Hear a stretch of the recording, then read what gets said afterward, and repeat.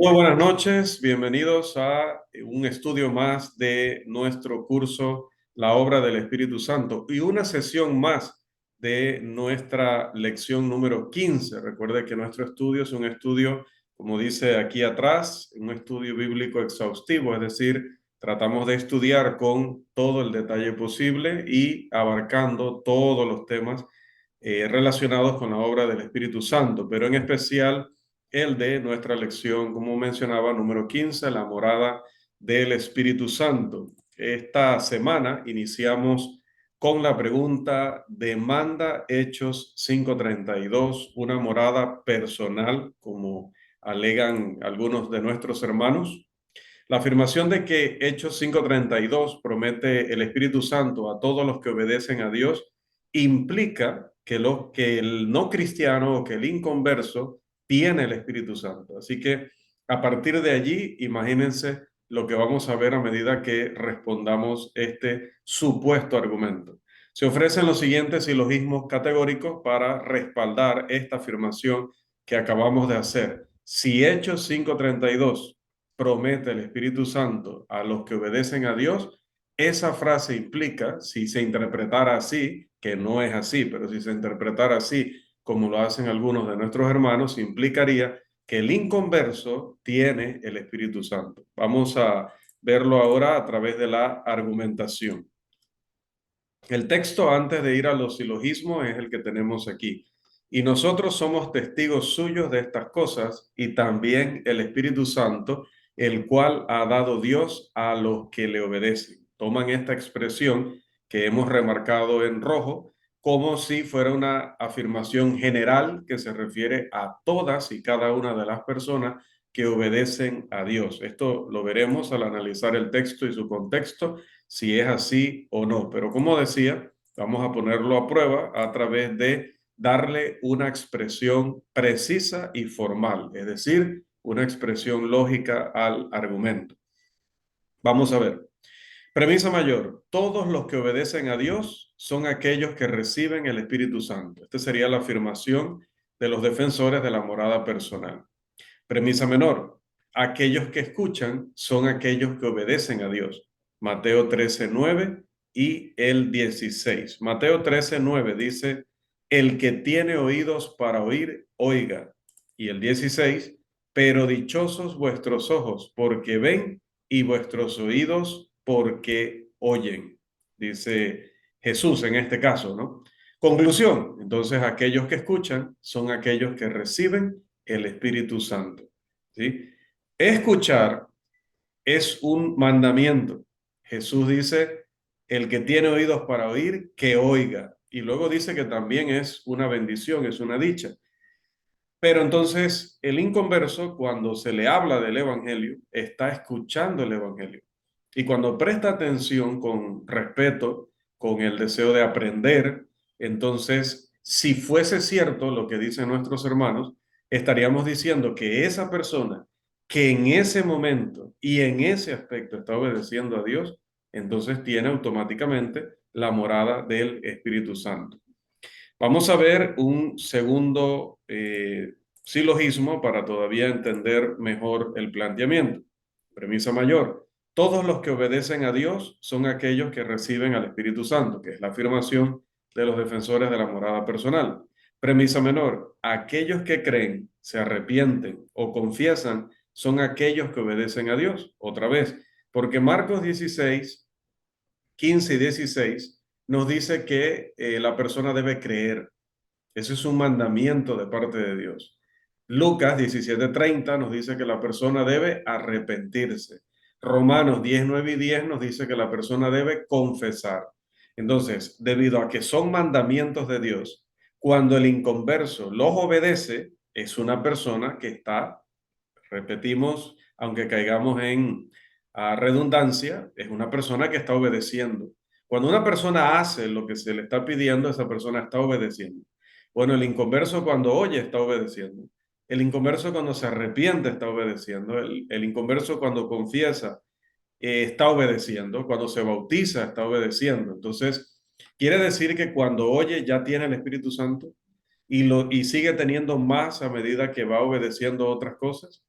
Si fuera cierto lo que dice la premisa mayor en un sentido general aplicado a todas las personas, entonces la conclusión sería la que tenemos aquí de que aquellos que creen, se arrepienten o confiesan, serían personas que reciben el Espíritu Santo. Por eso les decía, esa afirmación es una afirmación peligrosa.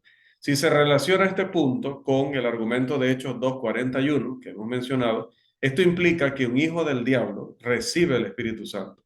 Esto es lo que siempre ha enseñado el calvinista.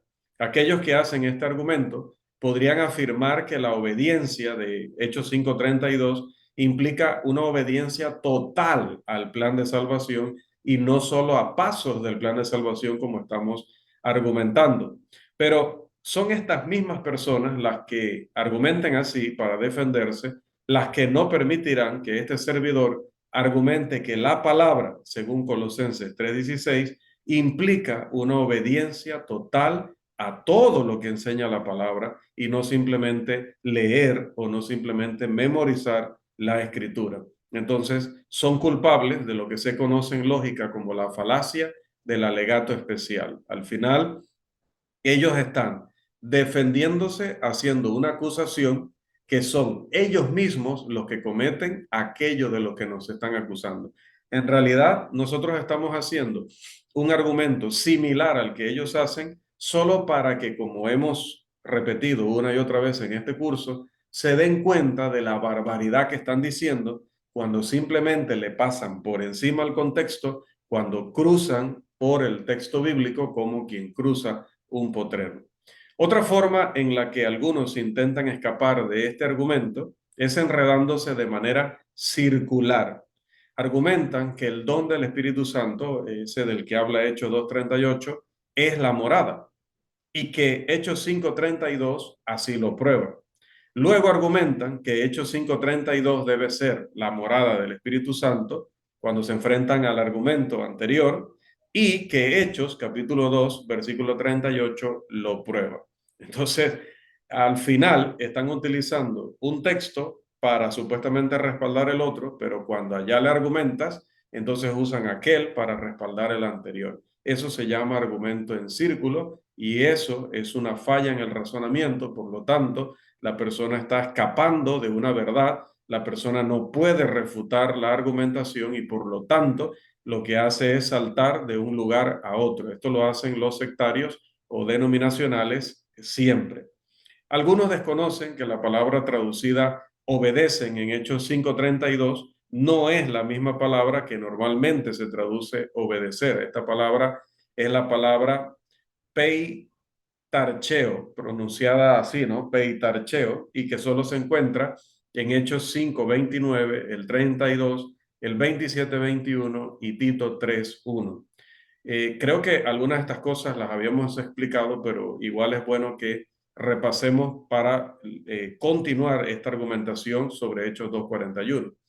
No es la palabra normal para obediencia, peitarcheo. Esta palabra significa obedecer a un gobernante o superior, dice Taller en la página 497 de su léxico. Los apóstoles están diciendo a los gobernantes judíos que intentaban ser su autoridad civil para usar su autoridad civil para detener la predicación del evangelio. ¿Saben qué? Aunque ustedes son una autoridad sobre nosotros a nivel civil, por encima de ustedes hay la autoridad de un superior. Así que nosotros, que somos los testigos de lo que Cristo ha hecho, tenemos que obedecerle a Él, tenemos que obedecerle a Dios. Entonces no está hablando de obediencia al Evangelio en general, no está hablando de obediencia en cuanto a un inconverso. Por eso aclaro que el argumento lo he usado no porque yo crea que el inconverso en el momento que escucha o cree o se arrepiente o confiesa,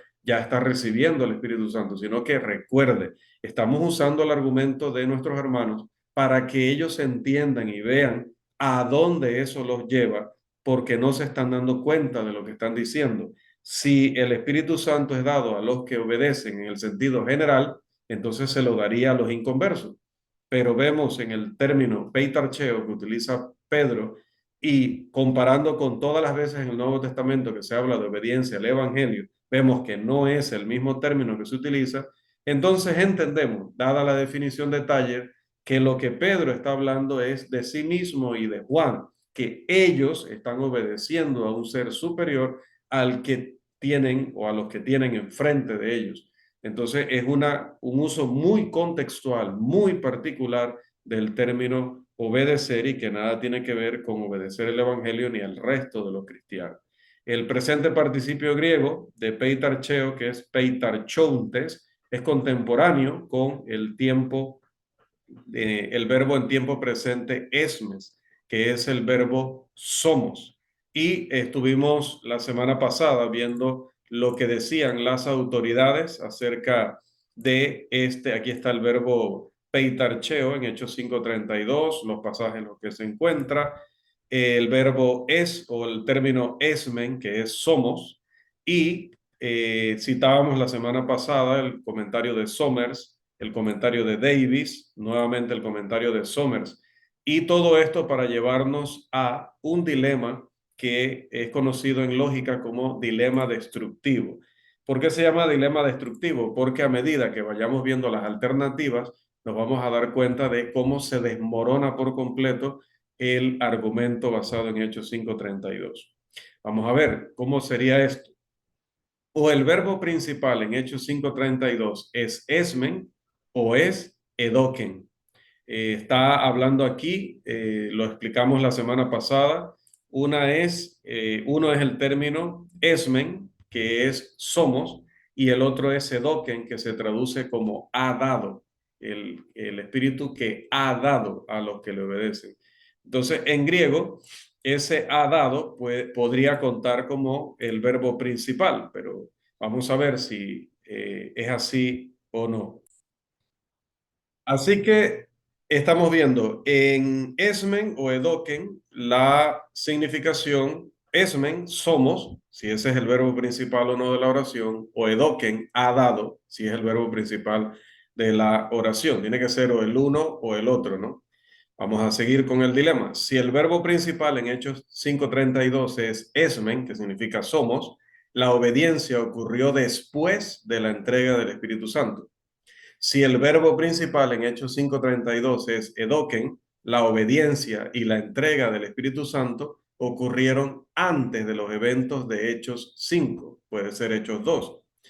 Si la obediencia ocurrió después de la entrega del Espíritu Santo, entonces Hechos 5:32 no respalda la teoría de la morada personal. Si la obediencia y la entrega ocurrieron antes de los eventos de Hechos 5, entonces Hechos 5:32 no respalda la teoría de la morada personal. Conclusión, Hechos 5:32 no respalda la teoría de la morada personal. Como pueden ver, es destructivo porque sea cual sea la alternativa que se tome al final, pues va a demostrar precisamente lo contrario de lo que quisieran los hermanos que están utilizando este tipo de argumentación. Y esto pasa por a veces querer utilizar el griego de una manera irresponsable, sin verificar verdaderamente si estamos respetando o no las reglas. Aquí no es que nadie sepa más que nadie, ni que yo sea superior a ninguno de mis hermanos que también citan el griego, solo que digo que hay que tener cuidado. Todos podemos usar un cuchillo, pero todos podemos hacernos daño con el cuchillo, o todos podemos terminar dañándolo por usarlo como no es. Eso no significa que uno es cuchilólogo, experto en cuchillos, ¿no?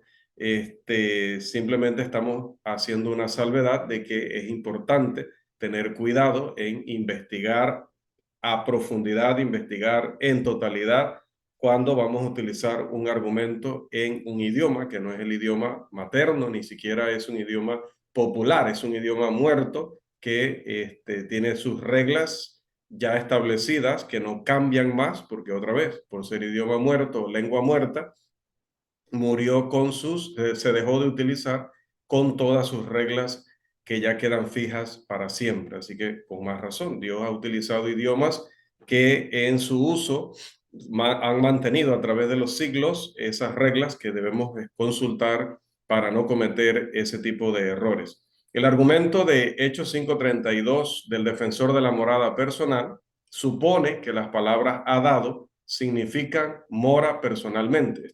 Este es Esto es volver a caer en lo que hemos mencionado una y otra vez, que ellos ven una frase, le dan un significado en su cabeza, pero nunca te han justificado por qué dicen que ese es el significado de esa palabra o de esa expresión.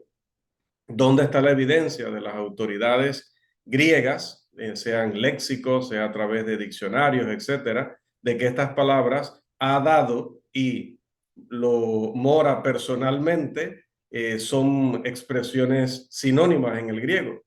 Aquí se ha dedicado toda una lección a la doctrina de dar y recibir el Espíritu Santo. ¿Recuerda cuál era? La lección número 14. En la lección 14 se demostró que las expresiones dar el Espíritu Santo y recibir el Espíritu Santo son referencia ¿a qué? Son referencia a actividad milagrosa.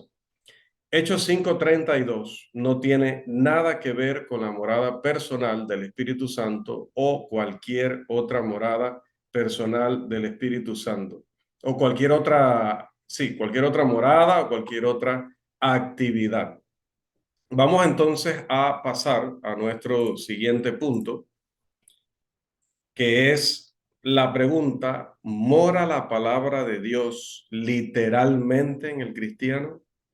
¿Mora la palabra de Dios literalmente en el cristiano?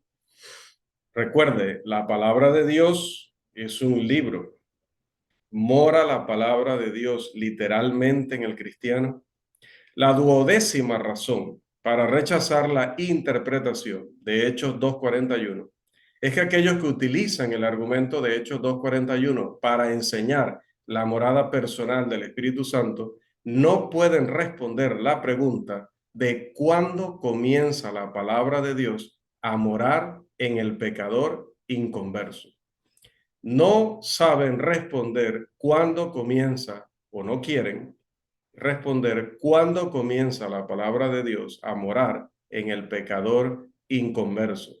Comienza a morar cuando el pecador inconverso escucha la palabra de Dios. Comienza a morar cuando el pecador inconverso cree en la palabra de Dios. Comienza a morar cuando el pecador inconverso se arrepiente de sus pecados.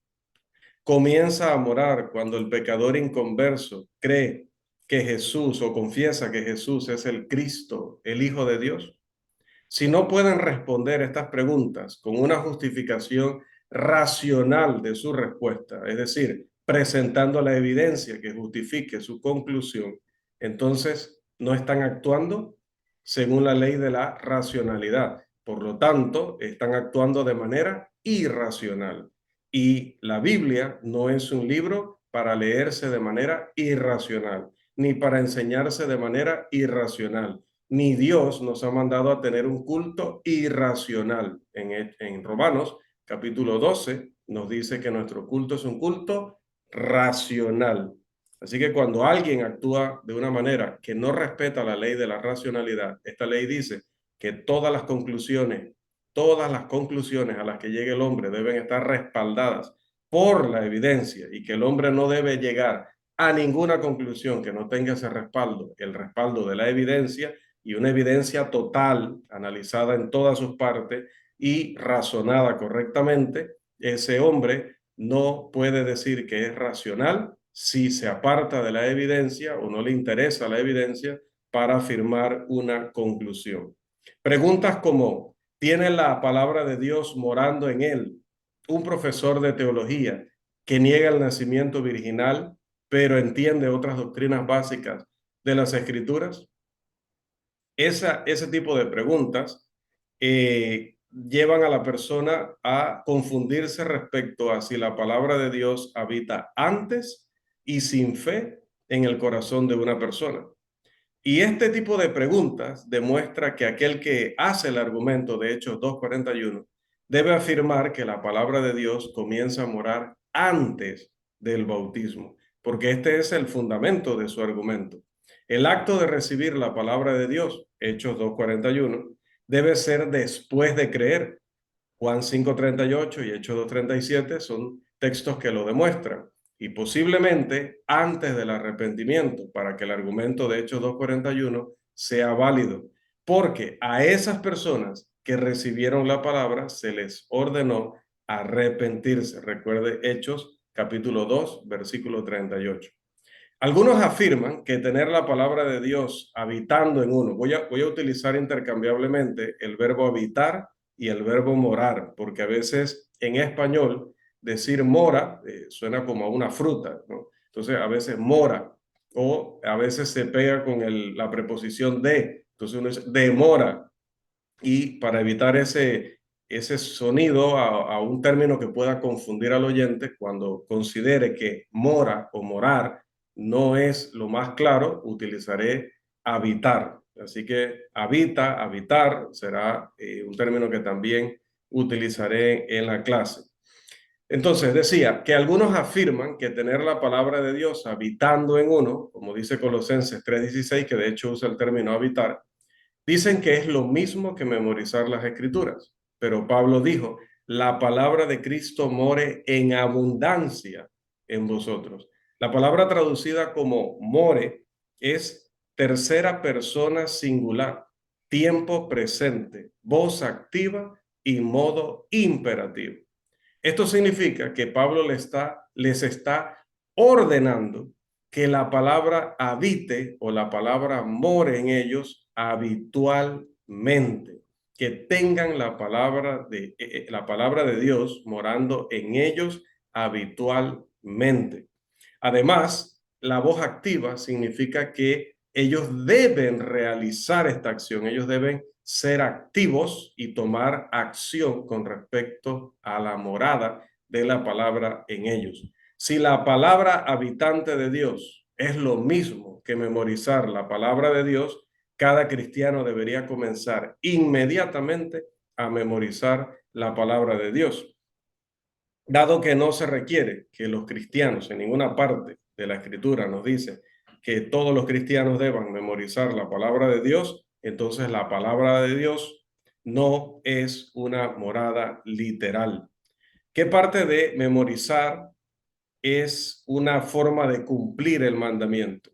¿Qué parte de la escritura se debe memorizar para cumplir este mandamiento? Debemos memorizar un libro, los 66 libros, los 27 libros del Nuevo Testamento. Hermanos, es un absurdo total. Aquellos que afirman que memorizar la palabra de Dios es lo mismo que la morada de la palabra de Dios, deberían comenzar a predicar que los cristianos deben memorizar todas las escrituras.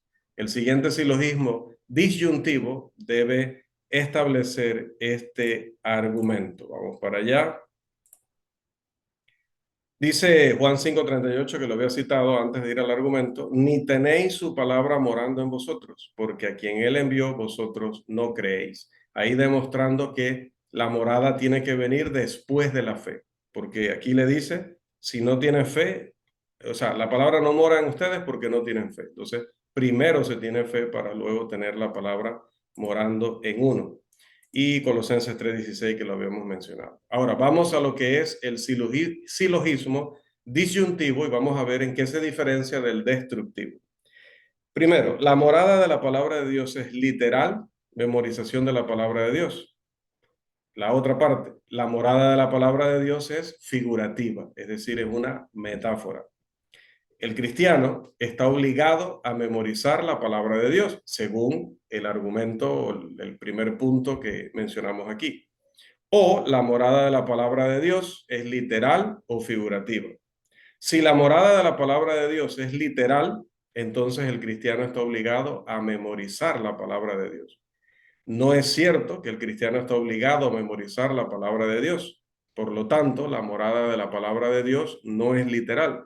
Por lo tanto, la morada de la palabra de Dios es figurativa, es una metáfora, ¿no? Espero que lo hayamos entendido, pero si no, pues igual lo voy a resumir para que no haya confusiones. O la morada de la palabra de Dios es literal o es figurativa. Solamente puede haber esas dos alternativas. Pero suponiendo que fuera literal, si la palabra tiene que morar de manera literal en nosotros, significa que aunque no tengamos el libro en la mano, el libro ande con nosotros todo el tiempo. Para que el libro ande con nosotros todo el tiempo, tendríamos que memorizarlo.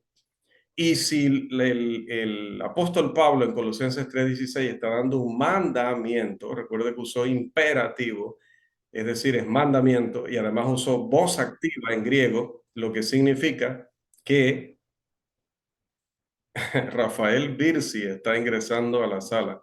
Hermano,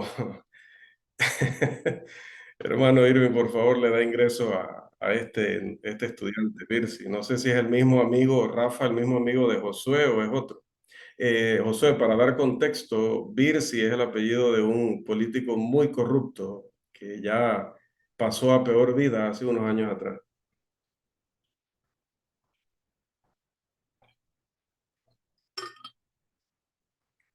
Bien, así que dejo eso en manos de Josué y del hermano Irving. Entonces, si fuera literal, decía que la palabra de Dios tiene que morar literalmente en nosotros, pues tendríamos que memorizarla. Esa es la única manera de que anduviera siempre con nosotros. Pero cuando vamos a la escritura no encontramos ese mandamiento. No se nos ordena en ningún momento memorizar toda la escritura. Si no se nos ha ordenado memorizar toda la escritura, significa que no hay que hacerlo. No es una obligación hacerlo. Sería bueno, pero conocemos muchos hermanos que lo han hecho, pero vemos que no es un requisito, un mandamiento. Y si la morada de la palabra de Dios sí es un mandamiento y memorizar la palabra de Dios no es un mandamiento, entonces no es lo mismo. No es lo mismo. Entonces, esto significa que la morada de la palabra de Dios no es literal. Y si no es literal y solo nos quedaba otra opción en el disyuntivo, entonces solo nos queda la otra opción. La morada de la palabra de Dios es, perdón, figurativa o es una metáfora. Entonces, ven la diferencia entre el destructivo y el disyuntivo. En el destructivo, para donde quiera que agarráramos, que en ese caso era el argumento de nuestros hermanos, nos encontramos en un callejón sin salida. Se destruye el punto principal porque todos los caminos llevan a esa destrucción. En el silogismo disyuntivo, al final van separándose dos caminos. Y una vez eliminado uno, pues no nos queda más que aceptar el otro. Así que demostrado que la morada de la palabra de Dios no es literal, porque literal sería tener que memorizar la escritura, y la escritura no nos ordena que la memoricemos toda, que sería la única forma de que morara literalmente en nosotros, entonces no puede ser que sea una interpretación literal, debido a que solo hay dos alternativas y ya vimos que no puede ser literal, el silogismo nos lleva a escoger la otra parte. Recuerde, para los que también no están muy ejercitados en temas de lógica y esto, que somos la mayoría, ¿no? También por las muchas personas que luego ven los videos. Solamente estamos poniendo esto en un lenguaje formal, pero esto es lo que hacemos día a día con cualquier tema que nosotros analicemos. Cualquier cosa, incluso usted está en el súper y está eligiendo qué sopa va a llevar y usted empieza a hacer un silogismo disyuntivo. Lo que pasa es que tal vez no sabíamos que se llamaban así, que ese proceso que hacemos se llamaba así, pero nosotros empezamos a hacerlo, a veces dentro de nosotros mismos, a veces con la pareja, a veces con otra persona que está con nosotros. Voy a llevar esta, pero ¿por qué? ¿No ves que esta otra es mejor? Y empezamos, sí, pero es que esta mira el precio y vamos descartando, descartando hasta que finalmente, dado que todas las razones lógicas nos llevan a rechazar una cosa y debido a que solo, por dar un ejemplo, en ese momento teníamos dos alternativas, la que sugería la esposa, la que sugería el esposo, es obvio que tienes que elegir la anterior, la que había propuesto tu esposa en este caso. No le enseñes tampoco a ella. Si ella está aquí ahorita, trata de bajarle el volumen, que ella no escuche esto, porque te va a aplicar duramente esto del silogismo disyuntivo. A partir de este argumento, volviendo, es evidente que la palabra de Dios habita en el cristiano, pero lo hace de manera figurativa. Esta es una metáfora en que la causa, la palabra de Dios, se coloca en lugar de el efecto, vivir la vida cristiana, como Pablo viene explicándolo a través del contexto. Algunos oscurecen este asunto afirmando que la palabra de Dios habita de manera literal, pero se niegan a definir qué quieren decir con esto. Por lo general, es difícil conseguir que aquellos que creen en la morada personal del Espíritu Santo respondan las preguntas que tenemos en pantalla. Primero, ¿cuándo comienza la palabra de Dios a morar en el que no es cristiano? Y dos, ¿cuál es el significado de la expresión que la palabra de Cristo more? la cual usa Pablo en Colosenses 3:16. Es muy interesante que estos hermanos no respondan la pregunta de cómo otros cristianos pueden cumplir el mandamiento de que la palabra de Cristo more en ellos. Algunos han afirmado que la palabra de Dios habita en los demonios y en Satanás mismo. Si la palabra de Dios habita en Satanás o en los demonios, habita sin arrepentimiento ni obediencia. Por lo tanto, puede habitar sin arrepentimiento ni obediencia en cualquier otro ser racional. A partir de estos puntos, es evidente por qué aquellos que afirman que el Espíritu Santo habita personalmente no darán una definición precisa de la morada de la palabra de Dios. Colosenses 3:16. Si definen esta expresión, han definido la palabra morar y caen en el dilema que hemos discutido ya previamente aquí.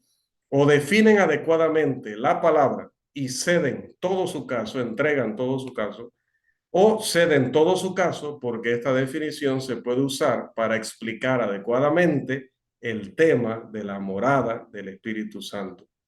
Otra pregunta que aclara un problema con lo que algunos enseñan es, ¿está el Espíritu Santo dando fruto cuando se obedece su mandamiento que la palabra de Cristo mora en abundancia? Si esto ocurre antes del bautismo, ¿no está el Espíritu Santo dando frutos antes del bautismo?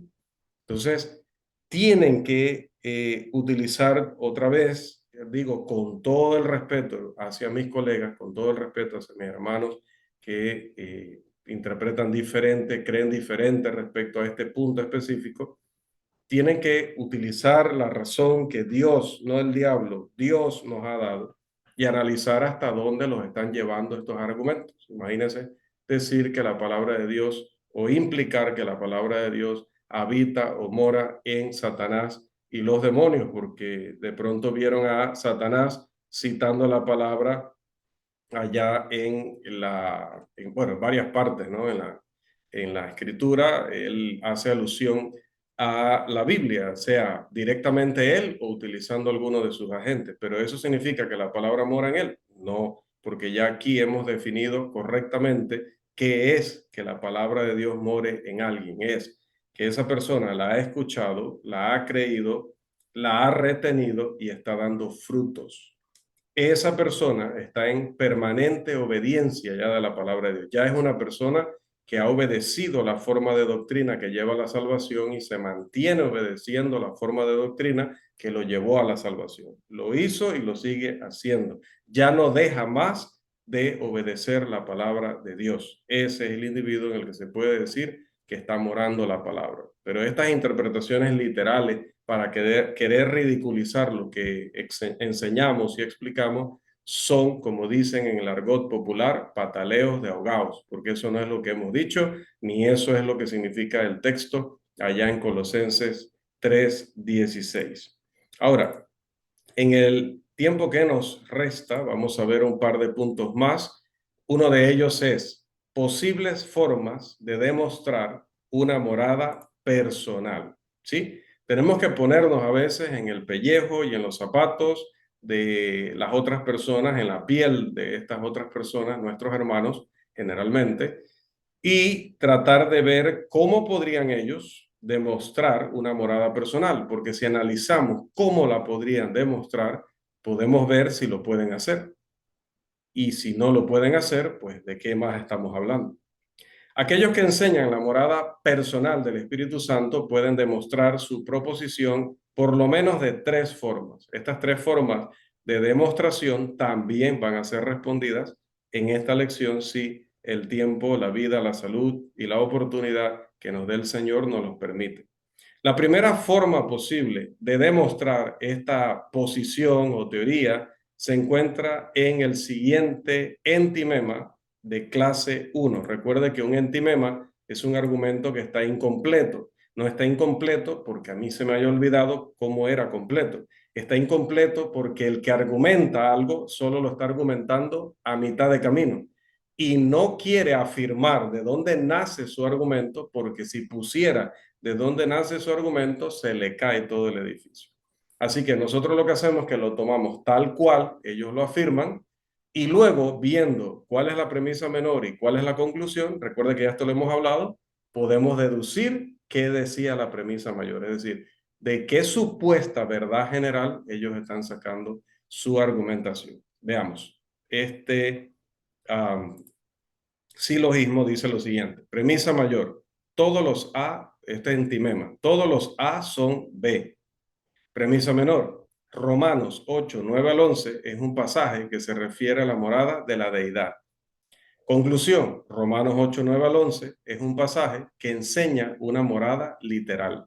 Note que la premisa menor no habla nada de morada literal. Por lo tanto, la frase morada literal tiene que pertenecer a la premisa mayor.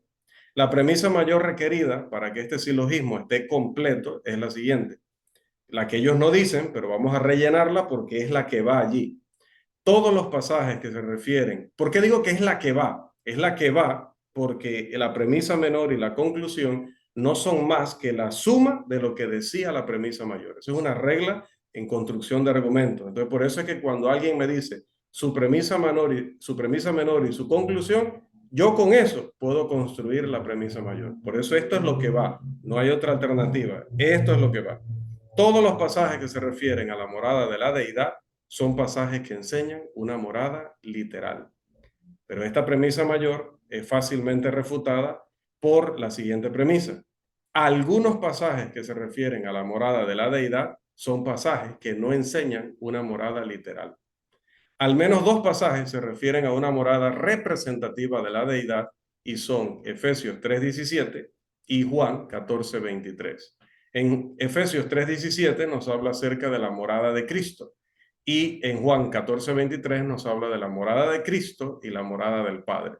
Cuando le preguntas a alguien que defiende el tema de la morada personal, él te dice que el único que está en persona, literalmente dentro de nuestros cuerpos, es el Espíritu Santo, pero que aunque la Biblia dice que Cristo y el Padre también moran en nosotros, que ellos no moran personalmente, sino que moran representativamente. Y tienen razón, definitivamente que es así. El Padre y el Hijo moran en nosotros representativamente. ¿Cómo lo hacen representativamente? A través del Espíritu Santo. Pero el Espíritu Santo también mora representativamente. Ese es nuestro punto. Así como Padre e Hijo dicen que moran y no están mintiendo, pero entendemos que aunque no diga ahí moramos representativamente o no moramos literalmente, solo con el hecho de que luego dice la Escritura que moran a través del Espíritu Santo, ya entendemos que es representativa. De la misma forma, aunque la Biblia diga que el Espíritu Santo mora, debido a que luego dice que esta morada es por medio de la palabra, como estamos viendo en pasajes como Colosenses 3:16 y muchos otros que ya hemos visto en este curso, entonces, de la misma forma que entendimos la morada representativa de Padre e Hijo a través del Espíritu, entendemos la morada del Espíritu representativa a través de la palabra. Lo que es bueno para el ganso es bueno para la gansa. Recuerde ese axioma de la vida. La segunda forma posible de demostrar esta proposición de que el Espíritu Santo mora personalmente en nosotros se encuentra en el siguiente otro entimema de clase 1. Es que esta gente son puros entimema por el hecho de que, ya les digo, no quieren afirmar su premisa mayor porque saben que la premisa mayor va a ser fácilmente refutada. Pero vamos a ver, vamos a sacarla de todas maneras, deduciéndola de lo que dicen la premisa menor y la conclusión. Todos los A son B. No sabemos qué es A, no sabemos qué es B, lo vamos a ver. Premisa menor, Romanos 8, 9 al 11, es un pasaje que se refiere a la morada del Espíritu Santo. Conclusión, Romanos 8, 9 al 11, es un pasaje que enseña una morada literal del Espíritu Santo. Entonces, la premisa mayor requerida para que este silogismo esté completo es: todos los pasajes que se refieren a una morada del Espíritu Santo son pasajes que enseñan una morada literal del Espíritu Santo. La premisa mayor supone la cuestión, no la ha demostrado, la está suponiendo. Esto también obliga al seguidor de la teoría de la morada personal del Espíritu Santo a afirmar que cada pasaje que se refiere a la morada del Espíritu enseña una morada personal. Algunos, sí, han adoptado esta posición, pero como hemos visto una y otra vez en este curso, definitivamente que y vimos ahorita en el argumento anterior que no profundicé allí, solo lo afirmé, que es cuando alguien te dice, todos los gatos son verdes, con que tú encuentres un gato en el mundo que no sea verde, le destruyes el argumento. Por eso es que el silogismo categórico significa que usted afirma de manera como si fuera irrefutable, irrevocable, contundente, como si usted tuviera forma de saber que no hay manera de que alguno sea diferente de lo que usted está diciendo. Entonces, todos los gatos son verdes. Para que una persona afirme eso, esa persona tendría que conocer todos los gatos que existen actualmente en el planeta Tierra, pero todos, y saber que ninguno ha nacido con pigmentación o coloración verde. Entonces, cuando alguien dice todos, cuando alguien dice nunca, cuando alguien dice ninguno, se mete en un problema, porque si yo puedo encontrar que hay uno que no cae en esa categoría, se le derrumba el argumento porque el argumento dice todos, dice ninguno. De esa manera, también podemos contraargumentar este tipo de cosas. Entonces ellos dicen, primero era un argumento general, ¿no? Cada vez que la Biblia habla de una morada de la deidad, está hablando de una morada literal. La Biblia habla de la morada del Espíritu Santo y el Espíritu Santo es deidad. Por lo tanto, la morada del Espíritu Santo es personal. Pero ellos están suponiendo la cuestión. O sea, ellos no te han demostrado que la Biblia hable de morada personal, literal, entrando a nuestro cuerpo y poseyéndola el Espíritu Santo. Eso no lo han demostrado. Entonces, pero ellos toman una frase como de Romanos 8, 9 al 11 y te dicen, mira, aquí dice que el Espíritu Santo habita en nosotros. Eso es habitar personalmente. Pero ¿dónde dice ahí personalmente? ¿Dónde dice ahí literalmente? Eso lo está metiendo usted. Usted está metiéndose eso en su cabeza y quiere meter eso en la cabeza de los demás, pero no es así. Te está suponiendo lo que tiene que demostrar. Se llama suponer la cuestión. Entonces, esto de que cada vez que se hable de, o todos los pasajes que hablen de la morada de la deidad, son pasajes que hablan de una morada personal o literal, es falso. Porque ya tengo aquí dos pasajes que me dicen que no toda morada es literal o personal. Por ejemplo, la de Cristo y la del Padre, Efesios 3:17 y Juan 14:23.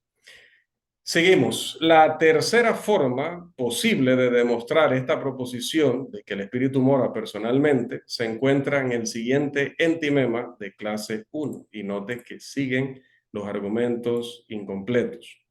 Dice este último. Todos los A son B. Premisa menor. Esa es la premisa mayor. Premisa menor. Romanos 8, 9 al 11 es un pasaje que se refiere a una morada. Conclusión, Romanos 8, 9 al 11 es un pasaje que enseña una morada literal. La premisa mayor que se requiere para que este argumento esté completo es la siguiente. Aunque no nos las quieran decir, sabemos cuál es. Todos los pasajes que se refieren a una morada son pasajes que enseñan una morada literal. Y claro, si todos los pasajes que enseñan sobre una morada enseñan sobre una morada literal, y Romanos 8, 9 al 11 es un pasaje que habla o enseña sobre una morada, entonces la conclusión sería, naturalmente, que Romanos 8, 9 al 11 es un pasaje que enseña una morada literal del Espíritu Santo. Pero para llegar a esa conclusión, primero tienen que demostrarlo primero. ¿De dónde sacan que todos los pasajes que hablan de una morada son pasajes que hablan de una morada literal? Si varios pasajes enseñan una morada representativa. Ya citamos Efesios 3:17, morada de Cristo, es representativa, no es que Él está dentro de nuestro cuerpo. Juan 14:23, la morada del Padre en nosotros, no es literal, Él no está dentro de nosotros. Entonces, ¿cómo es que todos los pasajes que hablan de la morada hablan de una morada literal? Por favor, eso es un error grosero bíblicamente y también lógicamente.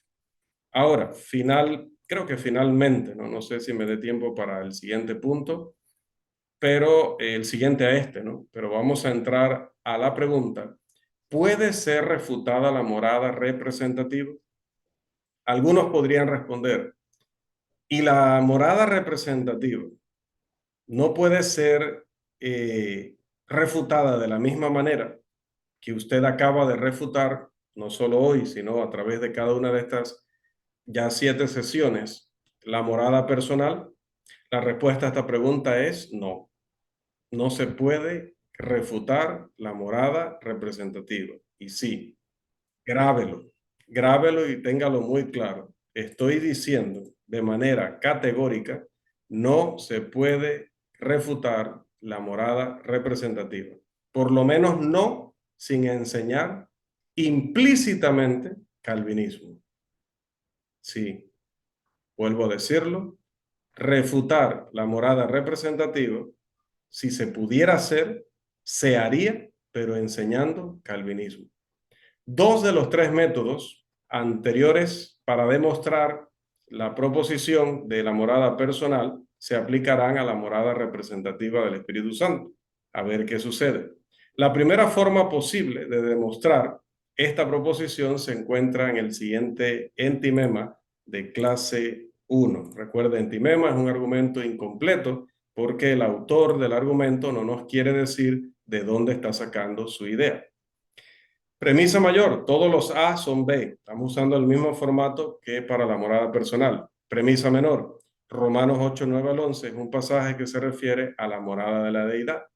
Conclusión, Romanos 8, 9 al 11 es un pasaje que enseña una morada representativa. La premisa mayor que es necesaria para completar este silogismo es la siguiente. Todos los pasajes que se refieren a la morada de la deidad son pasajes que enseñan una morada representativa. No hay formas de refutar la premisa mayor sin caer en la falacia de suponer la cuestión. Si se admite que Efesios 3:17 y Juan 14:23 enseñan una morada representativa del Padre y del Hijo, la única forma de refutar la premisa mayor es demostrar que la morada del Espíritu Santo es literal. Esto significa que este argumento requiere que se demuestre la proposición el Espíritu Santo habita literalmente. Para refutar la proposición, todos los pasajes que se refieren a la morada de la deidad son pasajes que enseñan una morada representativa. La segunda posible forma de demostrar esta proposición se encuentra en el siguiente enunciado. Dice, de otro entimema, ¿no? Premisa mayor, todos los A son R, y con ese R no se refiere a mí, eso es términos lógicos, ¿no? Todos los A son R. Premisa menor, 8, 9 al 11 de Romanos, es un pasaje que se refiere a la morada del Espíritu Santo. Conclusión, Romanos 8, 9 al 11 es un pasaje que enseña una morada representativa del Espíritu Santo. La premisa mayor necesaria para que este silogismo esté completo es todos los pasajes que se refieren a una morada del Espíritu Santo son pasajes que enseñan una morada representativa del Espíritu Santo. Ahora, solo un calvinista puede negar la veracidad de esta proposición. Aquellos en la Iglesia del Señor que afirman que el Espíritu Santo habita en el cristiano personalmente y en conjunción con la palabra de Dios o acompañado de la palabra de Dios, no pueden negar esta proposición. Podrían refutar esta premisa mayor demostrando que algunos pasajes enseñan que el Espíritu Santo habita representativamente y algunos pasajes enseñan que el Espíritu Santo habita personalmente. Si esto se afirmara, los principios hermenéuticos utilizados para demostrar que algunos pasajes enseñan que el Espíritu Santo habita representativamente, también se podrían aplicar a todos los pasajes que se refieren a la morada del Espíritu Santo. Algunos, aquellos que hacen sobre todo el argumento que hemos venido estudiando de Hechos 2:41, ya han afirmado que el Espíritu Santo habita solo personalmente, no a través de la palabra de Dios de ninguna manera. Y saben qué, hermanos, es axiomático, es una verdad universal, es una verdad irrefutable, que ningún pasaje puede enseñar al mismo tiempo una morada literal y al mismo tiempo una morada figurativa para las mismas personas, en las mismas condiciones, al mismo tiempo, etc. Aquellos que afirman que las escrituras enseñan tanto una morada literal como una morada figurativa o representativa del Espíritu Santo, deben responder las dos siguientes preguntas. Vamos a ponerlas en pantalla. Primera pregunta. ¿Qué pasajes enseñan una morada literal o personal del Espíritu Santo? Número dos, o segunda pregunta, ¿qué pasajes enseñan una morada figurativa o representativa del Espíritu Santo?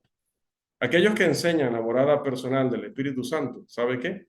No responderán estas preguntas. Y sí, nos ha dado tiempo para ver un punto más. ¿Habitan todos los miembros de la deidad de la misma manera? Ya hemos respondido esto, pero podemos repasarlo y reafirmarlo antes de sellar nuestra clase de hoy. Algunos predicadores del Evangelio, mire que no estoy hablando de sectarios, no estoy hablando de denominacionales, claro que sí, hacen algunas de las cosas que vamos a señalar, pero no nos referimos particularmente a ellos, sino a algunos predicadores del Evangelio. Algunos colegas han afirmado que es irracional decir que el Padre y el Hijo solo habitan de manera representativa y afirmar que el Espíritu Santo habita de manera personal. ¿Se basa esta afirmación en un razonamiento sólido? ¿Se enseña esta creencia mediante una inferencia necesaria? Este argumento se basa en el siguiente entimema de primera clase, clase 1, como veremos a continuación. Premisa mayor, todos los A son B. Premisa menor, el Padre y el Hijo son aquellos que son deidad. Conclusión, el Padre y el Hijo son aquellos que moran solo de manera representativa. La premisa mayor necesaria para completar este entimema es, todos aquellos que son deidad son aquellos que habitan solo de manera representativa. Es obvio que esta premisa mayor contradice la teoría de la morada personal del Espíritu Santo. ¿Y por qué lo decimos? Basándonos en el siguiente argumento. Vamos a ver, aquí lo tenemos. Recuerden que a veces la letra está más pequeña porque no sé por qué se me desajusta y nadie me ha escrito para decirme qué es lo que está pasando y cómo lo podemos resolver. Premisa mayor. Todos aquellos que son deidad son aquellos que habitan solo de manera representativa.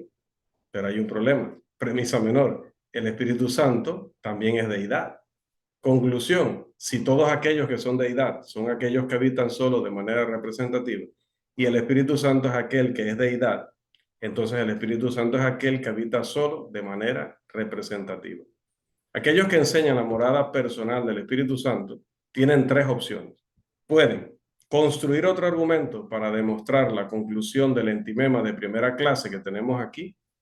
Dos, pueden rechazar por completo la conclusión y afirmar que el Padre y el Hijo habitan personalmente. O tres, pueden rechazar la teoría de la morada personal del Espíritu Santo. Dado que toda proposición verdadera expresada de manera precisa es la conclusión de un argumento correcto, aquellos que enseñan la morada personal no pueden ignorar este dilema sin volverse irracionales.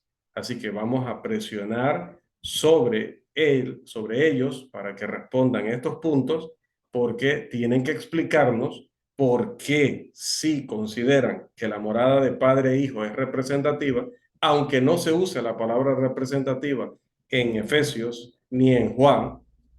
En cambio, cuando se enfrentan a pasajes que hablan de la morada del Espíritu Santo, automáticamente te dicen que es morada personal, literal, aunque no se encuentre el término tampoco en el texto. ¿Cómo ellos hacen la diferencia?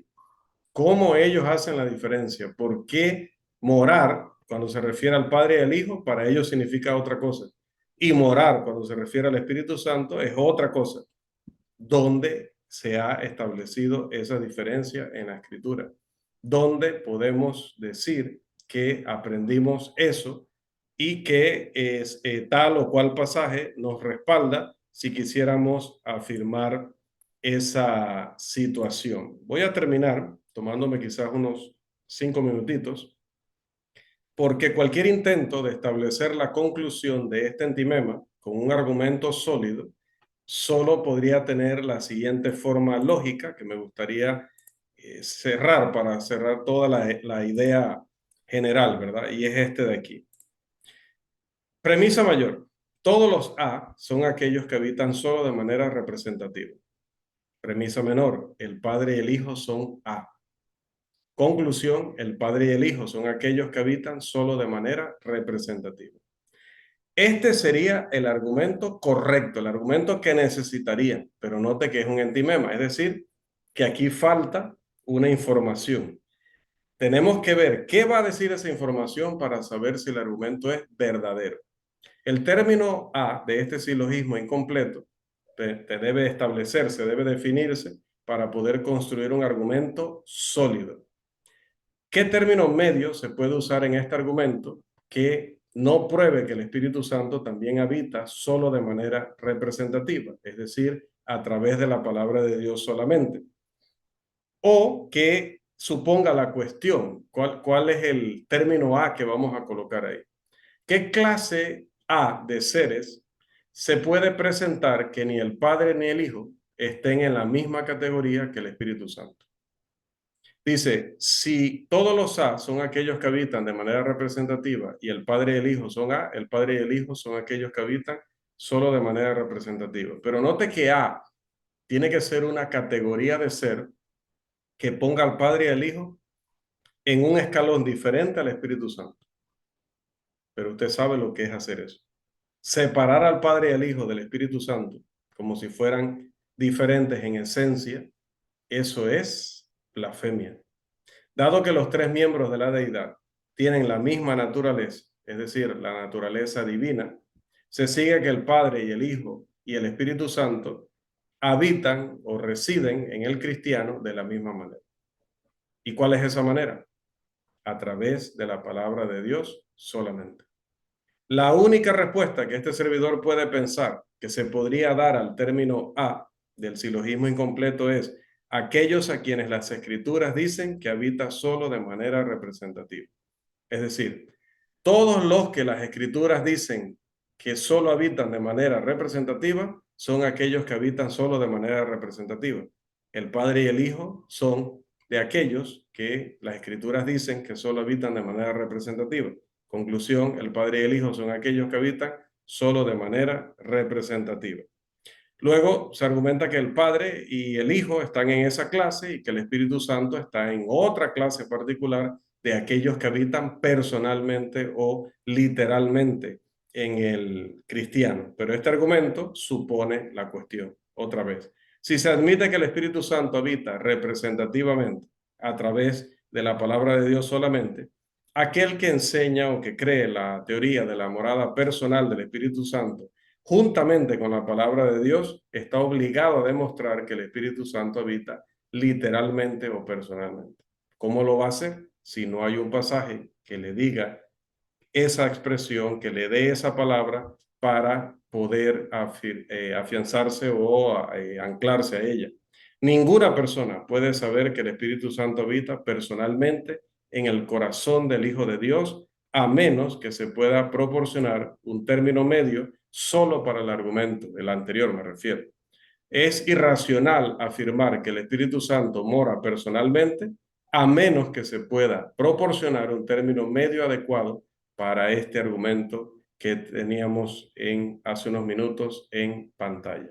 Es, repito, irracional afirmar que el Espíritu Santo mora personalmente, a menos que se nos proporcione lo que le falta al silogismo anterior para que sea válido, debido a que no lo aportan, debido a que nunca nos aclaran esas cosas, sino que te mandan hay que creer, es que hay que creer, hay que aceptar, es que esto es misterioso y es así.